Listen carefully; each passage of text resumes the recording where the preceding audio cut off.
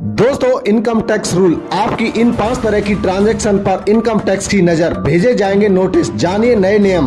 दोस्तों, आजकल कई ऐसे ट्रांजैक्शन होते हैं जिन पर आयकर विभाग की नजर रहती है। अगर आप बड़ा कैश ट्रांजैक्शन करते हैं तो उन्हें इनकम टैक्स डिपार्टमेंट को इसकी जानकारी देनी होगी।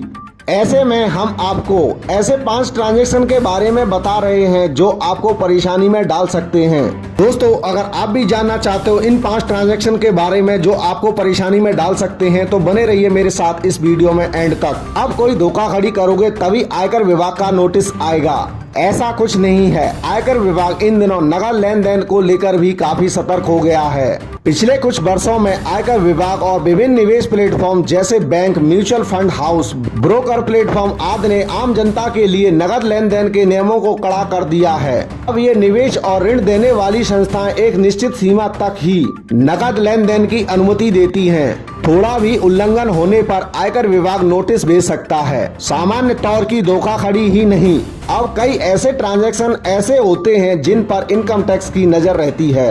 अगर आप बैंकों, म्यूचुअल फंड, ब्रोकरेज हाउस और प्रॉपर्टी रजिस्ट्रार के साथ बड़ा कैश ट्रांजैक्शन करते हैं तो उन्हें इनकम टैक्स डिपार्टमेंट को इसकी जानकारी देनी होगी। हम आपको ऐसे 5 ट्रांजैक्शन के बारे में बता रहे हैं जो आपको परेशानी में डाल सकते हैं। Number 1, bank savings account deposit. Bank खाते में नगद जमा की सीमा 10 लाख रुपए है।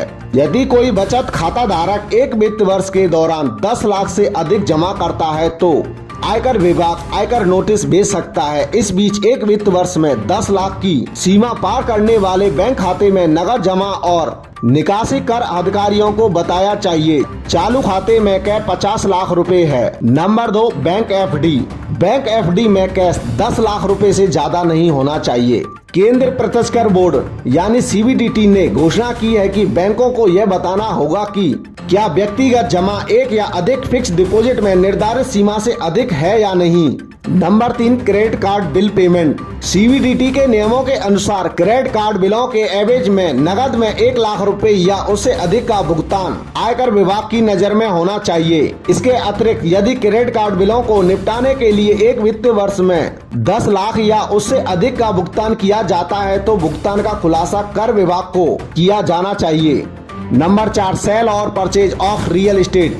संपत्ति रजिस्ट्रार को कर अधिकारियों को 30 लाख रुपए या उससे अधिक की राशि के लिए किसी भी निवेश या अचल संपत्ति की बिक्री का खुलासा करना होगा। इसके लिए किसी भी रियल एस्टेट संपत्ति की खरीद या बिक्री में करदाताओं को सलाह दी जाती है कि वे फॉर्म 26AS में अपने नगद लेन देन को रिपोर्ट कराएं, क्योंकि संपत्ति रजिस्ट्रार निश्चित रूप से इसके बारे में रिपोर्ट करेगा। लास्ट नंबर 5, इन्वेस्टमेंट इन share mutual funds. Mutual fund, stock, brand या डिवेंचर में निवेश करने वाले निदेशकों को यह सुनिश्चित करना चाहिए कि इन निवेशों में उनका नगद लेन देन एक वित्तीय वर्ष में 10 लाख से अधिक ना हो।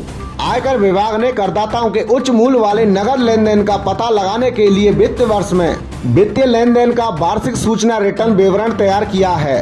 कर अधिकारी किसी विशेष वित्तीय वर्ष में इस आधार पर असामान्य उच्च मूल्य के लेन देन के विवरण एकत्रित करेंगे। दोस्तों, इनकम टैक्स डिपार्टमेंट की तरफ से आई इस महत्वपूर्ण जानकारी पर आपका क्या ख्याल है, हमें कमेंट बॉक्स में कमेंट करके जरूर बताएं।